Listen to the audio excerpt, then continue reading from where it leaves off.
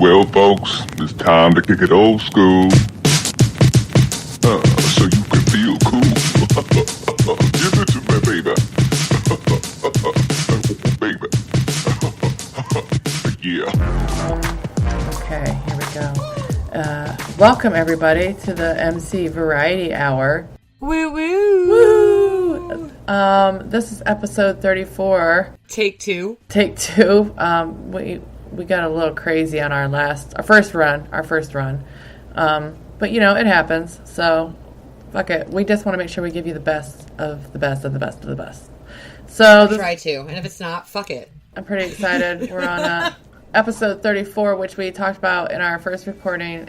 Will be our last episode for the summer. And I'll be doing tidbits while Miles travels through the month of August. And then we'll be back in September with some excellent new episodes and content. We're going to have guests on. And what are you going to tidbit about? Tell us all about that. You know what? I'm going to have, just because I have never really interviewed anybody. So I'm going to have like friends and people I'm comfortable talking to on. So I think my boyfriend is going to guest star, and today I was like, you got to start thinking of ideas, you know, because it takes him forever to make a choice. Yeah. So I'm trying to get him ahead, and so today he messaged me without me asking him, and he was like, what about, like, conspiracies? Because he is a huge conspiracy nut, and I was like, you know what?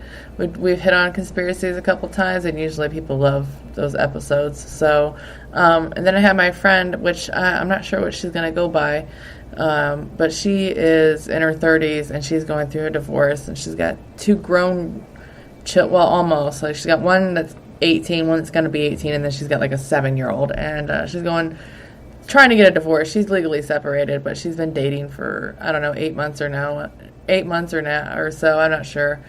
But she messages me all the time, and it's just interesting to experience her dating, so I thought that would be a good time for everybody to have her share a couple of her stories of what it's like to date in your, I guess you would say, late 30s, you know, and still have kids and all that, because I haven't been through that myself, but we are getting to that age now, so. It would be so difficult. I have a hard time just, like, talking into the microphone, so I wanted to at least put out something that's more than 5 minutes long or 15 minutes long, and I mean, I know everybody knows my love of basketball shorts. I could just turn it into fetish month and talk about my most favorite, you know, like rank them, like top, like, you know, there's lists all over the internet, and I'm just gonna, like, my top 5 every week. This is my top 5 favorite hairdos on men. No. I mean, it's not the wrong way to go. It's not. I have a weird fetish. I'm really into. Appreciate what's out there in the universe these days and really give them their credit. I am really into beards, bellies, bald heads, and basketball shorts. Anything that starts with B, I'm starting to think. I don't know why. It's weird, and that's who I am. So I've accepted it. So I don't know. It's weird. We're gonna have to definitely edit out that train. If you can't hear it's because we did a good job editing, but there's a fucking train going by. This podcast, but you should see me bartend. I'm pretty funny. I'm really excited though. So I'm sorry. Episode of episode 34. Woo! We're ending season 2. What are we talking about? We are talking about public shaming, helicopter parenting, which is kind of related to that, and also why "In God We Trust" is it on our money and our U.S. motto. It's all bullshit in politics. Yes, it is. We got a little history on that and current day, and then also a lovely rant by Miles because it really grinds her gears. I think we talked about, I'll have to cut that part, but I was like, I feel like this is just basically what grinds my gears. No, so we are talking about how to grind Crawford's gears. Mine is public shaming. I guess social media shaming. Yeah, I think that even as much facts as we have, that we could probably just, fuck, man, like, there's so much public shaming, and we'll get to that here in a little bit, but go on. Do you want to talk about our sad topic, our sad subject? Yeah. Let's just, get that out of the woodworks, let's give our warm and heartfelt shout out to the Dopey podcast on the loss of Chris, which right before, while I was moving my computer, I was listening to the latest episode that Dave put out. So I only got about 5-10 minutes into it, but I was listening to that. But go ahead, Miles. It's empowering. So, hi, Dave. I know you're not doing so well. For those of you who have ever listened to Miles and Crawford on several occasions, we have mentioned the Dopey podcast, especially myself. Huge fan of Dopey. Dopey is a podcast about addiction and recovery. They have some phenomenal stories out there. So many of us, especially even most of us, and one of our own members of the No Phony Podcast Network has been affected by the latest opiate and heroin addiction that we are coming across forefront everywhere in every state. So Dopey Podcast got together a few years ago, and in recovery, they decided to do a podcast once they got out. And once they got out, they actually followed through on their word in recovery. It is a podcast full of phenomenal, sad, scary, hilarious stories. Imagine being able to put on the shoes of a drug addict and walking in them. And every podcast they put out, usually on Saturdays, that is what you get the chance to do. Some of these drug addicts are still drug addicts. Some of them are in recovery. There is losses of their friends that you actually listen to. I know that Todd was a huge effect on the show. He was somebody who was on the show and they had lost him. So recently we have lost Chris, who is the other co-host on Dopey. There was Dave and Chris had passed away. His recovery after all these years, it hit its marker. Some of us listeners could hear the difference in Chris's voice, but at the same time, people in general just get razzed, and sometimes you're so bogged out. You know, you're so your life is overwhelming in general. So you never know whether it's somebody who's scatterbrained or they've had too much caffeine that day. There's a lot of different ways, you know, to deal with your emotions and your feelings. And so, you know, we can sit back and say, oh my goodness, yes, the last 3-4 episodes, Chris sounded differently. But we also all know that Chris had been in recovery. He'd been earning his master's. He'd been staying clean. However, his staying clean was not staying clean. So it's very hard because for somebody like myself, I've been listening to the Dopey podcast for over a year now. And I have dedicated myself to listening to a lot of their older episodes. And they have such, you know, authenticness to their podcast. And that's not to say anything against anybody else that's out there. But this really is an authentic story that nobody can really tell unless you're a drug addict or you are somebody who's in recovery and you don't find it in that sad, funny tone that Dopey has been put out. And so it was really hard the day that Dave put out the tweet and let us all know that Chris had passed on. And I really was hoping, I'm not going to lie, I was hoping, like, Chris just, you know, maybe it was like a heart attack or got hit by a car. Something on the outskirts of the fact that he didn't fall. But he fell. Because people fall. And I'm not mad. I mean, I am. I mean, you've invested in somebody's life for a year. You've invested in somebody's recovery. You've invested in their stories. And not only that, but so many other. Their show had been downloaded. I think they get something crazy, like 40,000 downloads per episode. Yes, they're actually really popular. They are, but that's because there's so many people who are going through their own recovery, who really find their endurance, who find their hope. And that, as they call themselves, dopeynation, you know, it's some of those tweets directly after Chris had passed on. People asking, well, if he couldn't make it, then how can I? Well, then all the other, you know, Dopey Nation members were like, no, don't you dare fall. I'm right here, you know, and I'm going to message you. Look for me. What's your phone number? I'm reaching out. because they do want to get better. And everybody does get better. And sometimes you just fall back into it. And Dave had explained on the last podcast that, it could have been Chris had injured himself. Maybe it was he went back to painkillers. Maybe all these things got to be too much for him. We don't know what really happened. Because, we do, but we don't. We know that he died of an overdose. And for somebody in recovery and those who are counting on somebody's recovery, it's fucking infuriating. Why after all this time? You've earned your fucking master's. Like, you've got this whole beautiful life and you love recovery and you're living it. But that's not for us. That's not for us to judge. That's not for us to do. That's not for us. Because we're not them. And how Chris or anybody gets through recovery is on their own 2 feet. And sometimes you can do as much as you want, and you can't always save those, even after they've saved themselves. And I get it. That's just not very nice to say. I believe in recovery. I believe in recovery centers if they're doing it correctly.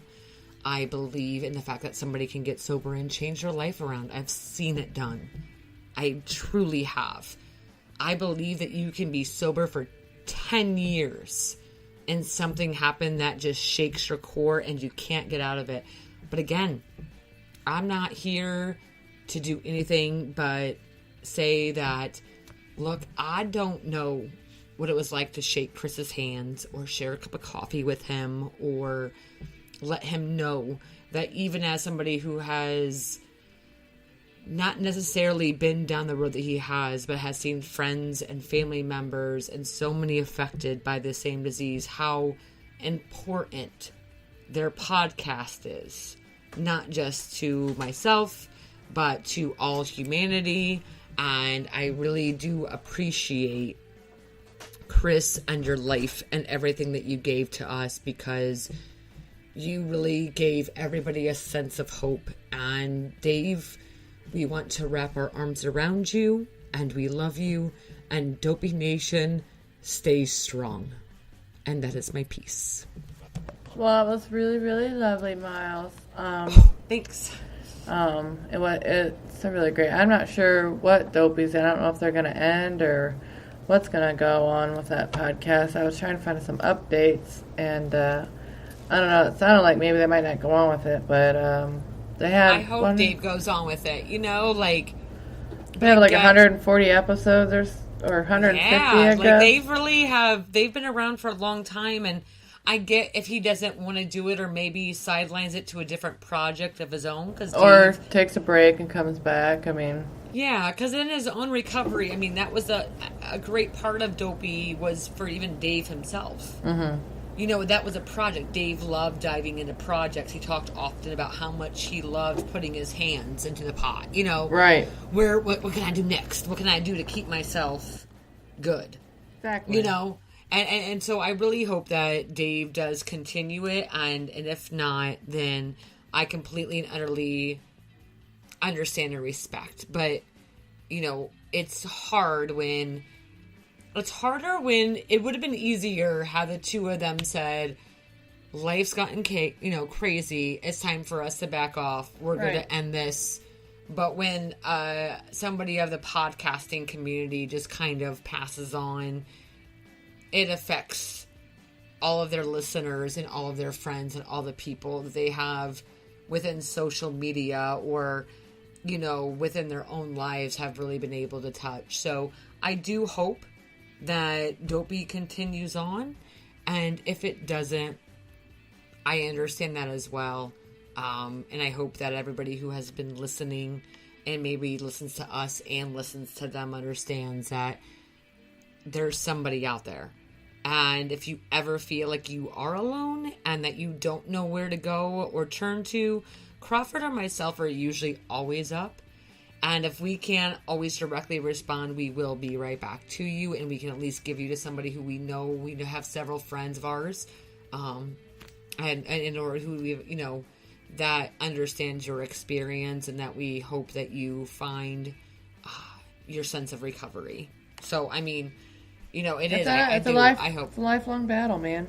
It really is. It really is. And I think that's just something that not everybody thinks they're going to go to a clinic and I'm going to get clean. And I don't think that Dave and Chris always talked about the fact that it was never just about you go to the clinic, you get clean, and then suddenly everything's fine. Right. You know, No, you it still doesn't go away. you still have weekends. You still have a work life. You still have all those people who you've got to explain to that you can't even pick up a drink because It leads to something else.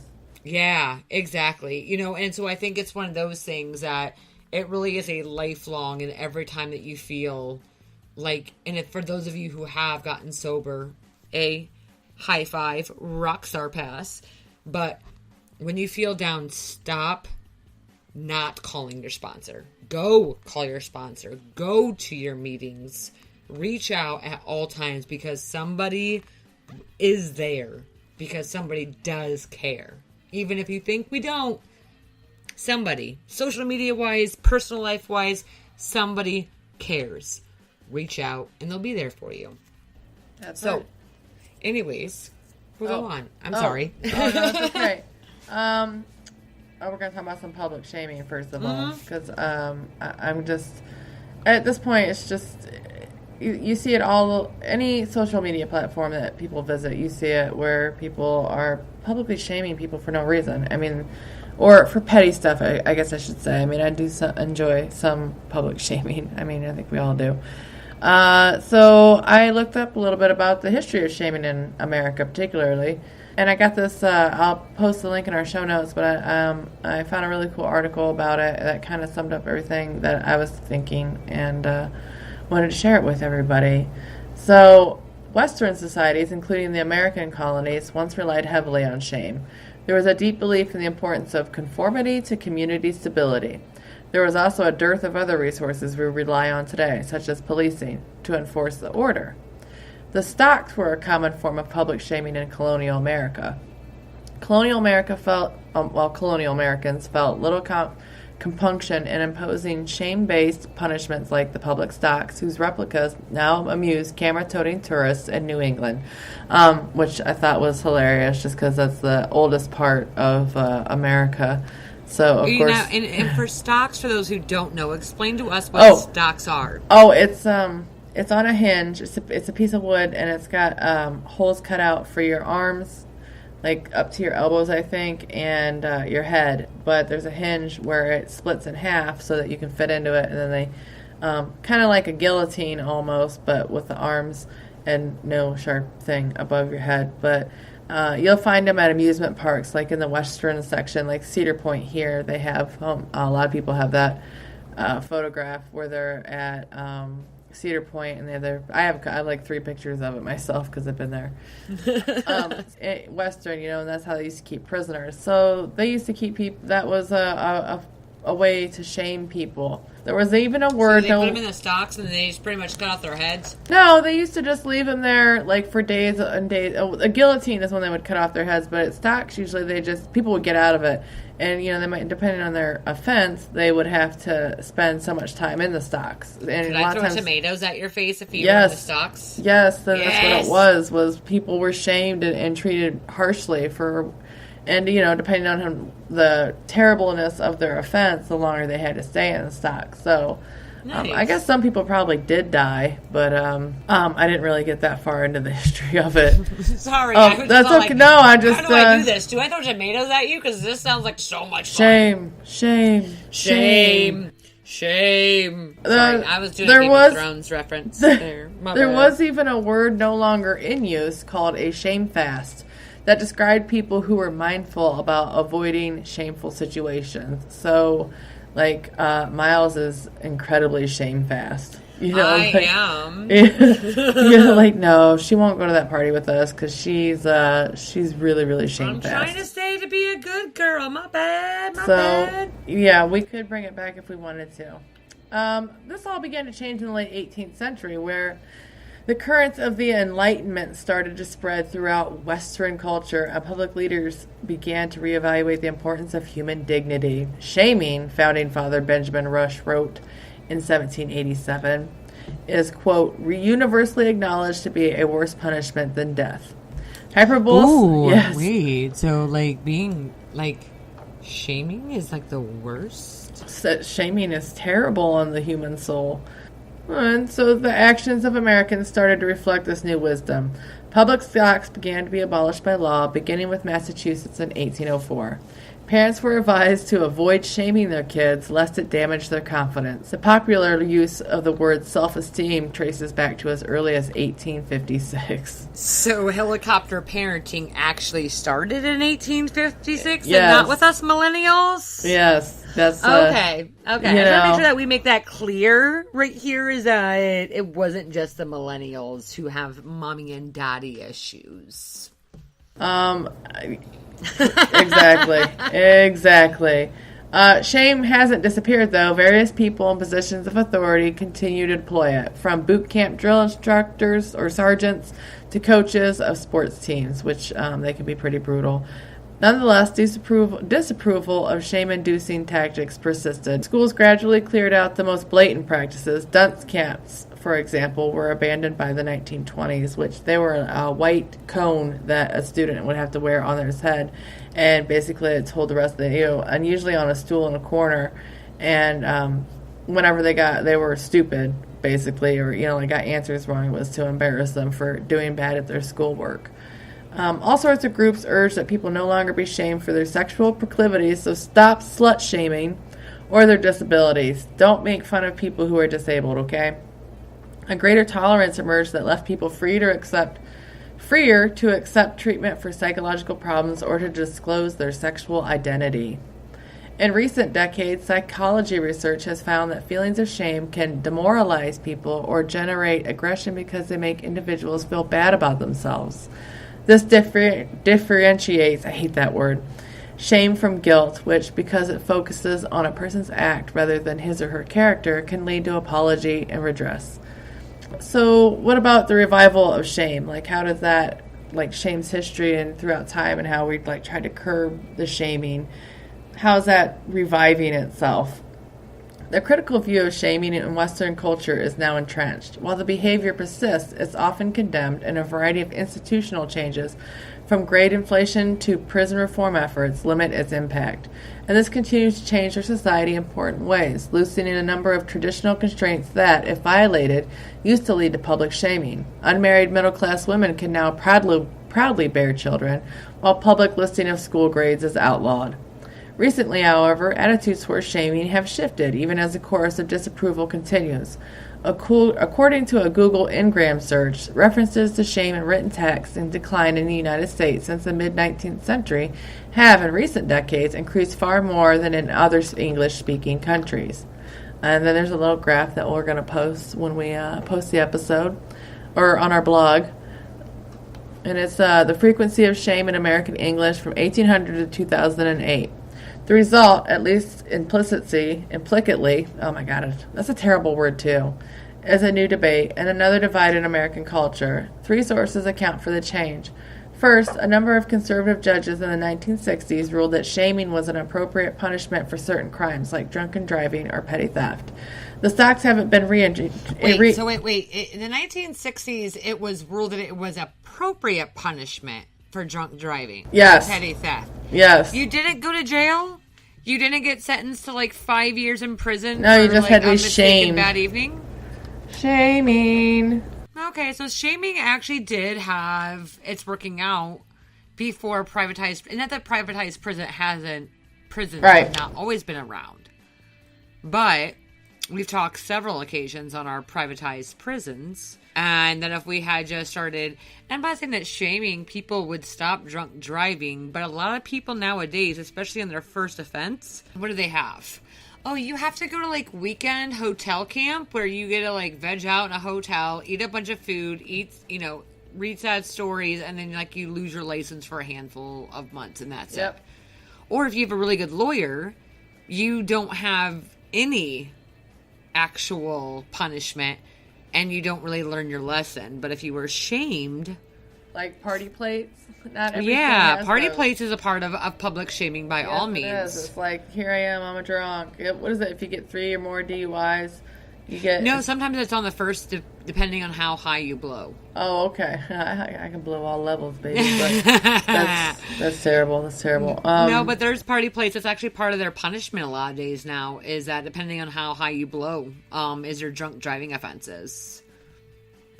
I did not know that. I thought it was however many DUIs, but Well, yeah. I mean, obviously, if you got like 3 or more DUIs, you have party plates for life. But let's say it's your first offense, and then you blow like a point, I don't know, 1.9 or .2, and you serve your days in jail. You have to have the party plates on for 1 or 2 years, which pretty much makes you a target for the police. I mean, if you're out past like 9 o'clock, they can pretty much pull you over because, like, man, Sturk, you turned into the far right lane instead of to the inner left lane.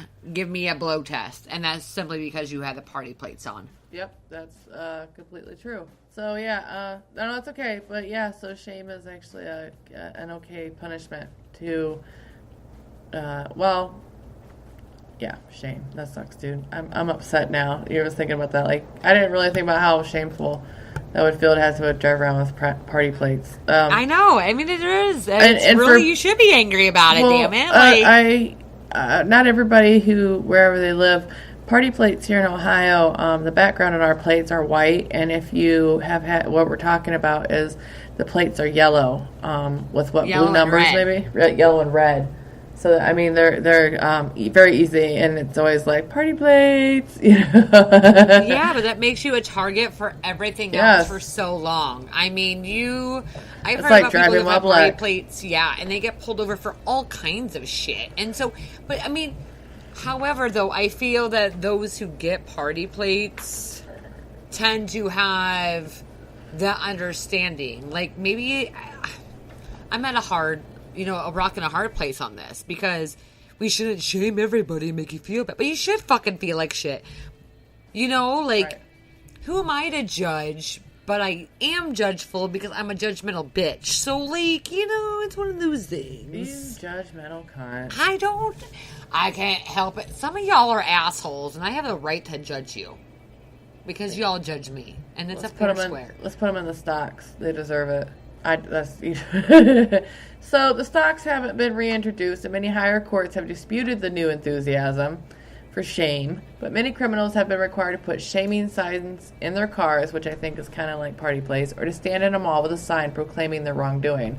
I'd like to know where that happens at. Second. But wait, I mean, wouldn't that be the same as the people who are like, my son cursed at his teacher, and here's him on the poster board walking along. Remember how that was big for the last 4 years? It kind of went away, but their own child, like, make him wear a sandwich board, walk around. Yeah, or like, my boyfriend cheated on me, and he's gonna stand here and say I'm cheated on her. Blah blah blah blah. Like, remember those? Like, that was all around Facebook forever. I know, that's what I'm talking about. Like, I'm just so tired of the petty shaming. You're gonna shame. Fucking be shameful. Like, because that's good times, right, Crawford? That's slut shaming, exactly. I went on about that a little, stop shaming women for being sluts. Men are sluts, too. I mean, why not? I mean, that's what I don't understand. Like, so what? All the boys can be whores, but you guys can't. You guys are allowed to slut shame women? Like, that's okay. Like, there's that guy on Facebook whose page has gotten shut down 15 times because that's his job. Yeah. He literally runs around and tries to find, the morning after women. Oh, yeah. And I'm like, what? Like, why aren't you taking pictures of all the fucking dudes walking out of that house? Like, what, were the only ones? By the way, sometimes we lower our standards to sleep with you motherfuckers, by the way. We lower our standards to sleep with you. Just because we need something, okay? I know. Don't slut shame us. Be fucking lucky that we are sluts to begin with. Just a living dildo will do some days. True story. What? Now they got the new dildos that fucking even put sperm in there for the people who need to get... Yeah. Wow. That's a thing now for those with IVF. They can put sperm in the fucking dildos. It's amazing. That's awesome. I know. I can only think of 20 things how that would come. Yeah, that's oh my god, that's amazing. I'm gonna look that up here in a minute. Okay, political shaming. people love to shame their opponents. That's a huge part of politics, and when people campaign is how they Hillary can... Clinton and her emails. But her emails. But her emails. The world is flooded. Third, social media has unleashed a torrent of hatred with fat shaming and accusations of sexual impropriety, hypocrisy, and racism flooding social networks. The effects can hound victims out of their jobs, force them to relocate, even drive some to suicide. So, but Crawford, I have to ask you though, at what point, because you said to some degree, you had mentioned twice now that to some degree you believe in public shaming. And I know that we've talked about this, like, so there was that guy who, made fun of that Hispanic woman in New York. Yeah. And called her a million derogatory shit names. Oh, yeah, I told him to speak English, I think it was. Yeah, and so, and then he got shamed out of his job in his apartment complex. So, yep. For you, I'd like to know, where is your line of public shaming? You know what? I don't like behavior like that, so honestly...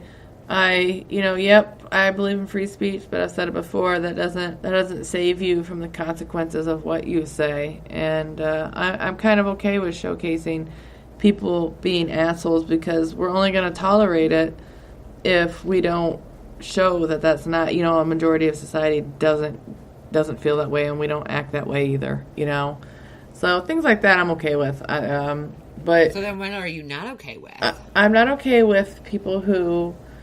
say, we don't really know our neighbors anymore. And a lot of people, you probably don't know people that live, unless you live in a small town like I fucking do. But most of the time, 3 streets over, you don't know people who live 3 streets over, or very often. And what if somebody loses their pet and they're circling the block 3 or 4 times looking for their cat or their dog? So somebody takes their picture, there's a weird dude walking around my neighborhood, everybody watch out. And then somebody calls the police, and then, the police show up and are in question. I'm like, what are you doing? I'm just walking around this neighborhood. I was looking for my fucking cat. That would piss me off. I'm not saying that happens, but, you'll see people post that on their Facebook, this guy was seen in my neighborhood, and I see the phantom van post. There's a white van or a green, you'll see that every so often where somebody... 3 or 4 people will share the same post saying that they saw this car in the area, and You mean the plumber who was lost because he's not from the neighborhood and doesn't know where the fuck your house is because you haven't updated your goddamn numbers on your house or your mailbox, so he can't find you? Or there's a low-hanging tree. Yeah, you know what I mean? Or it's obscured. Yeah. That's what I'm talking about. Oh my God, this guy's been driving around my neighborhood 3 times now. I'm almost sure he's a serial killer. And you'll even see people if I not catch him in my backyard, I'll shoot him. And I'm just oh, Jesus Christ, Well, shit, you can't do that anymore because, fuck, what was that today? Or no, yesterday. It's the guy in Colorado who called the cops because somebody was entering his house. He told them, I have a right to stand my ground in the state of Colorado. Shoots the guy who's entering his house, and the cops, because it's the fucking police...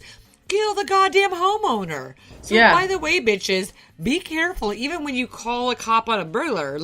First of all, they don't know who the dude and then call the cops and say, there's a dead guy in my house. My hands are in the air. I'm sitting on my front porch. Because y'all are about to get killed. Obviously, people of color are going to get killed way faster than a white dude. But now, by the way, white dudes, be careful because the police are going to kill you too. That's just, I'm sorry. That was a rant. That was we're at a crossroads when it comes to shaming, basically. Are we shaming enough or too much? Not enough? See, and that's what, I think that was one of those legit questions that you asked, though. Because, okay, so let's talk about James Gunn, which we talked heavily about, but I'm not going to go into the tirade that I did before. But... James Gunn was fired because of something he said 10 years ago. And I think that's shit. And Roseanne Barr. Okay, first of all, Roseanne was just cooking fucking cookies in the oven with a fucking Hitler statue and Nazi signs on her arm. And then made a really fucking racist remark. So, prior to, Roseanne getting rebooted, she had already done some shit in the last 5 years that was real fucking sketchy. but we didn't know how deep her racism or her fucking whatever Illuminati bullshit ambient highs were becoming. And then she, made that really racist remark about a very public figure and all of that jazz. We all know what happened to Roseanne. And now we have the Connors coming out in their own TV show, so that way they don't all get hurt because she's a fucking moron. But here's the thing. Crawford, 10 years ago, can you tell me, like, the dumb shit we used to do 10 years ago? Like, did we not get drunk and say some really dumb, derogatory thing? Not always right. I mean, we don't think we were ever really racist. We've never been racist because we knew that we were in a racist town. So we tried to not be those people. And because, I don't see a difference in color. As long as you're not a piece of shit human being, I'm cool with you. I don't give a shit what your race is. Just don't be an asshole. But here's my gig, is that Crawford and I 10 years ago, I'm sure, we probably made some shit comments. I'm sure we had some shit posts somewhere out there in fucking social media. I'm sure that at some point, right? Like, at some point, I didn't know that calling somebody and I apologize now, by the way, but 10 years ago, I used the word retard like it was candy. That's how I described everybody. Now I have been taught that retard is not the right word to use, blah, blah, blah, blah. I'm not falling into all political correctness, but I do understand that there, especially in the podcast world, or especially if I'm going to talk to people in public, that I don't know what's going on in their home. And they could have a special educated needs family member, or they themselves are. And how dare I put them down just because I think that word is okay.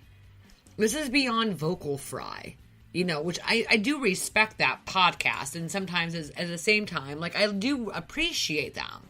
I can't always unlearn everything in 35 years that I've been taught. I'm not sure how I feel about babies. I'm not really sure. I'm all about the LGBTQIA. I'm all about transgenders. I'm not sure if I shouldn't name my child a male or a female when they are born. I don't think I should put that pressure on my kid that they don't have a sexuality, but that they now have to choose a sexuality for themselves. And in 10 years from this moment, I might feel very differently. Yep. You're always changing and you know what I mean? Like, that's just how we are as people. Yeah. And, like, how dare Disney try to fucking fire James Gunn? You know what I'm saying? Like, Are you serious? Do you all know how fucking wrong y'all got Pocahontas? Yeah. Do you guys know how wrong you guys put out?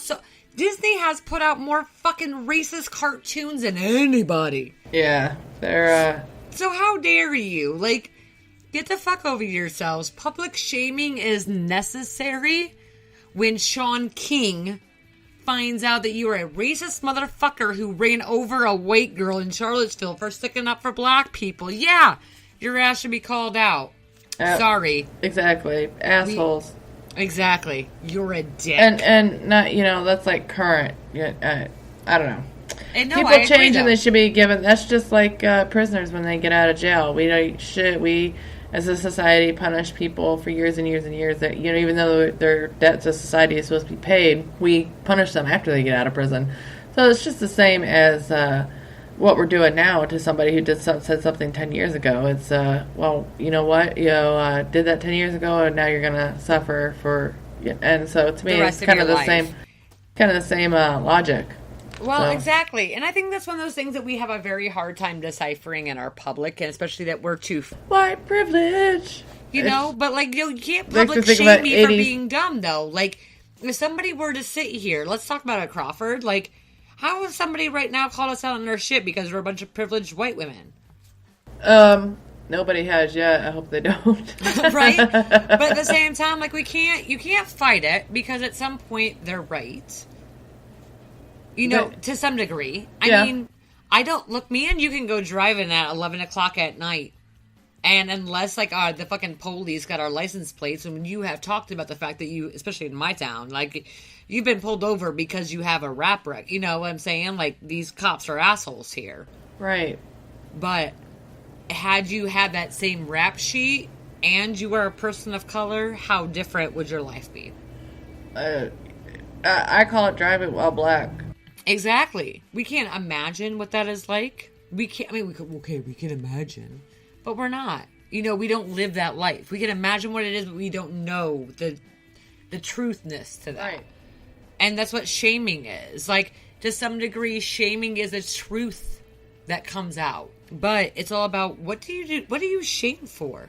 Are you going to shame every person for the rest of their lives for a mistake they made? You all want to go back 10 years ago? Crawford, let's go back 10 years ago and put ourselves in a mirror and talk about how we still have to be held accountable for some shit that everybody around us has forgiven us for, or for everything that we've ever done. Yeah. 10 years ago. Like, that's the part of public shame that really gets me bothered. That really grinds my gears. Grinds my gears, public shame. Oh, God. I got all ranty again this episode. That's Knock it all off, right. Miles. Knock it off. Go on. Go on, Crawford. I'm sorry.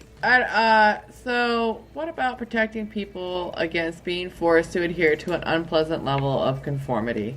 That's what we're talking about. Forcing people to behave, basically. What about the cruelty and harshness of social media shaming, in which a misguided comment or mistake can end a career? And so that's what Miles and I were just talking about, James Gunn and the Guardians of the Galaxy. They, for anybody that doesn't know, they fired him from directing the next one, and they're pretty upset about it now. Even as the cast has raised issues with it, they want him to direct the next episode. So I thought that was kind of cool. So we're going to talk about some helicopter parenting, which kind of has to do with public shaming, because when we were growing up, we've talked about it before, we used to be gone all day and only have to check in every 2 hours and be home by the time the street lights came on. And now we're not allowed to let our kids down the street. You have to be with your kid at all times. There was a woman who, she was arrested, or she let her 8-year-old walk to the park. And the police came, and it was a big to-do. And we're finding that I call it free-range parenting versus helicopter parenting, because free-range parenting, you can just let your kids run. And things aren't any more dangerous than they were back then. It's just we're more aware of them because we share the news of things happening. But crime has actually declined over the last 50 to 100 years, not risen. It's just that we read more about it. Before, it was just regional, or as far as the news wires would take us, that it would be printed. And now we hear about all kinds of stuff happening all around the world all the time. Not just. So tell me, how did you raise you've got 2 boys that are pretty different. So tell me about how it was different from raising one to the other. Well, my kids are 8 years apart, almost 9, and I raised Andrew. He was born in '96, and he was raised in, he remembers when he was real little, like the internet just starting, and he didn't really get into it until he was 10 or 11. So he's in that generation where the internet really started to take off. I mean, we had the AOL and everything, but Facebook, things like that, like being able to watch videos on YouTube, that was his. And he was gone all the time and go. That's how he was as a kid. I mean, he wouldn't come home till 10 o'clock at night. I'd be out yelling for him. But my other son, he tends to stay inside and doesn't really go anywhere. He's kind of a homebody, but now he's almost 15. But when I raised Andrew, I could let him run, and nobody ever said anything. But with Aiden, if I'd let him outside, I'd have the neighbor knocking on my door, like, your kid's outside? I'm like, yeah, he's outside playing in the yard, So, Andrew's 22. So, I mean, do you think Aiden's that, it's 15. kids with technology that wants to stay inside, or do you think it's helicopter parenting that's keeping the kids inside, though? I think it's a little bit of both. I mean, we don't have time to go outside all day. We have things that we have to do inside and get done, so we tend to keep our kids on technology just so that they're not bored and we can still keep an eye on them, because we don't have that, we always have things that we have to be doing. So, if you want your kid to go outside, you got to go out with them. And I think you have 8 and a 9-year-old, and 11 and 9. 11 and 9. Sorry. That's okay. And you can't even let your kid ride his bike up and down the street without having to worry that someone's going to call the children's services on you or the police. My kids were really late to the bicycling game. My kids just they didn't like them. They didn't like them till I got 11 and 9-year-old, and last summer, last summer before I could get either of them to ride the bikes. They didn't have an interest in them. But now that they have them and have learned to ride them without training wheels and being embarrassed, but it's still scary. I've got a middle schooler. He lives less than a mile from the house, or from my house to the middle school is about, we timed it the other day. Mom walk, it's 10 minutes and 30 seconds. Kid walking, it's like 13 minutes, right? So I walk a little bit at a higher pace. However, I know my 11-year-old was bringing up the fact that, like, well, how if, Mom, that other parents think that it's weird that I'm walking by myself and they call the cops because you're not with me? And I remember just being really at a loss of words. Well, like, I don't know what to do when it's school season and you're walking to school by yourself. He has plenty of friends in the neighborhood, don't get me wrong, but I can't guarantee for the first week they're all going to be in the same schedule. I'm sure by the end of the school year, they're all going to be walking to and from each other's houses. right. But I don't know, buddy. If the cops get called on me for my 11-year-old 6th grader to walk to school, who lives less than half a mile from his house, and he can't do that on his own, I can't fix that. I'm not going to take you to school and bring you home every day and leave my job so some other parent, somebody else who doesn't raise you, feels comfortable with our relationship. Yes. So I'm going to raise my kid to know that at some point they're going to have to do it on their own, because I will not be able to do it for them. That I'm a bad parent. Or that my kid should be walking to school because I'm a bad parent. I'm not. I'm teaching my kid a sense of responsibility. Something that I had. And something that I had because my parents were good to me. Exactly right. Let's talk about In God We Trust and why it is our U.S. motto and why is it on our money. Look, I just went on my own tirade about fucking free-range parenting. You get to have this one. Well, I'm not as angry as you seem to be. I know, I'm an angry woman lately. I'm so sorry. It must be that time of the month. Shark Week. It's Shark Week. That was last Shark week. Week, bitches. Go on now. So, the one phrase that can break all Americans into a frothing at their mouth frenzy, the one phrase that will pin two friends against each other, depending on how they feel like talking about it, how they, their opinions. A stupid, stupid phrase that has no legit meaning. So, here's a little background on In God We Trust. It's the official motto of the United States of America and the U.S. state of Florida. It was adopted as the nation's motto in 1956 as a replacement or alternative to the unofficial motto of E Pluribus Unum, which was adopted when the Great Seal of the United States was created and adopted in 1782. In God We Trust first appeared on the 2-cent piece in 1864 and has appeared on paper currency since 1957. A law passed in a joint resolution by the 84th Congress and approved by President Dwight Eisenhower on July 30th, this is July 31st today, so 1956, declared In God We Trust must appear on American currency. This phrase was first used... Oh wait, I'm sorry. I almost reread my... The first paper currency bearing the phrase entered circulation on October 1st, 1957. The 84th Congress later passed legislation, PL 84-851, also signed by President Eisenhower on July 30th, 1956, declaring the phrase to be the national motto. Some groups and people have expressed objections to its use, citing its religious reference that violates the Establishment Clause of the First Amendment. These groups believe that the phrase should be removed from the currency and public property. In lawsuits, this argument has so far not overcome the how they interpret the doctrine of the accommodationism, which allows government to endorse religious establishments as long as they are all treated equally.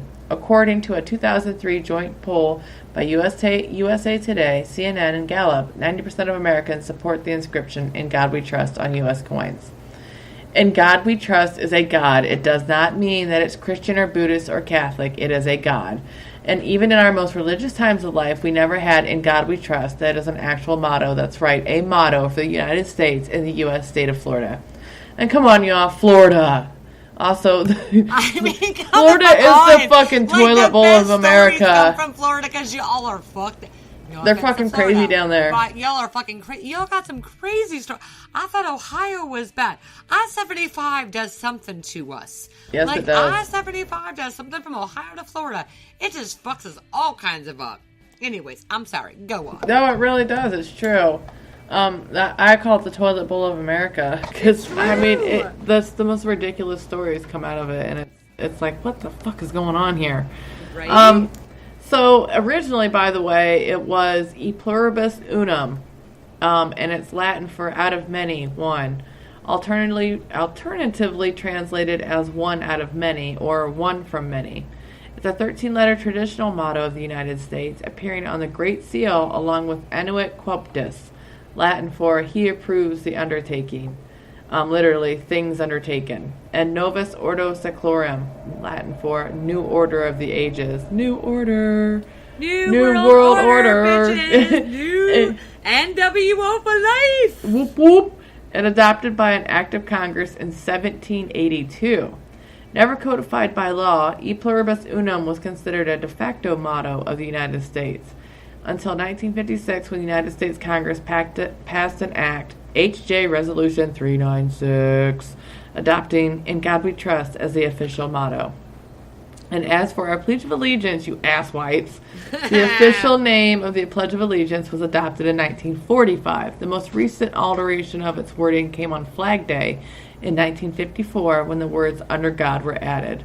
So get off your high fucking horses. I mean, seriously, though. Like, it's upsetting. Seriously, folks, there's a difference between being a nationalist, fascist piece of shit and believing in your country.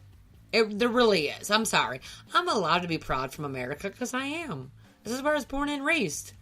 I'm proud of my little shithole town and my little shithole state in front of this little shithole country. Because I know that we can do better and we will be better. And in God we trust. Come on now. Jeff Sessions out there talking about fucking creating some national force task about fucking religious freedom. Yep, religious Fuck liberty. You, a Handmaid's Tale, my goddamn asshole is what that bullshit is. So don't tell me about what I need to do and who I need to believe in. You know who I need to believe in? Is myself. My kids, my husband, my friends, and my family. If I need to make a change, I'll make it locally. And I hope to God it spreads nationally. And if I need to fight with some asshole because I'm drunk off my ass, I'll get on Reddit and fight with some flat earther motherfuckers. But don't tell me what "In God We Trust" means. Or how important all these things are. Because until we give equality to all human beings, I will not expect anybody to rise for the Pledge of Allegiance. This is one nation under God, quote unquote. That is not under God, by the way, because God is 5,000 gods. So if we are under God, we are all gods. And we are standing here for justice for all, bitches. Justice for all. Justice for white folks and people of color and anybody else that is here against this imaginary border. That is what we're here for. And until all of you assholes who fight so damnedest about how people should stand for the fucking Pledge of Allegiance, until I see you at the goddamn border of Mexico making sure them children are with those parents, I don't want to hear a word out of your goddamn mouth, because you're a piece of shit, bullshit liar whose religious freedom has gone too far. Done, Miles' rant. I'm over. I'm sorry.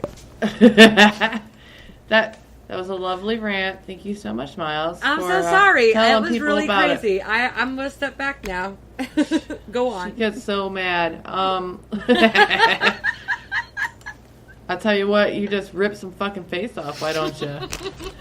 I'm not sure how many people are picking theirs up off the floor. I'm trying to just pat mine back on. Hannibal Lecter Crawford, style. we might have to episode recording number 3.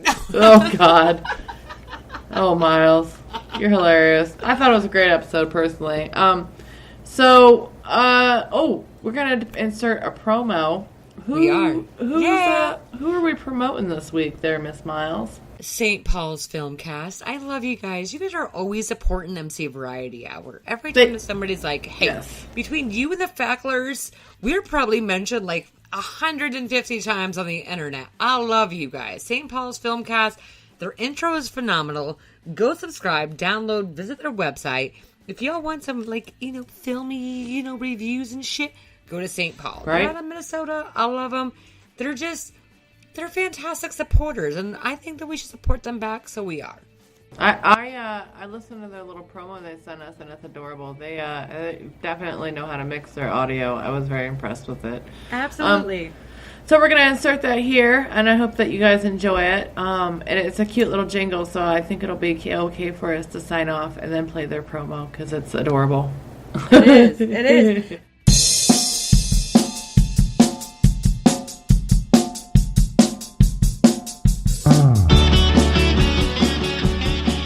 Hi, I'm Nick. I'm Dan. And we're from the St. Paul Filmcast. And we talk movies. Yeah, we talk independent, local, classical, modern, and even new films. And where can they find us, Nick? Well, you guys can find us on iTunes, Stitcher, and Google Play. You can also find us on Twitter at St. Paul Filmcast. Hope you show up. Yeah, we hope so. Once again, that's the St. Paul Filmcast. And now back to your regular scheduled programming. I always wanted to say that.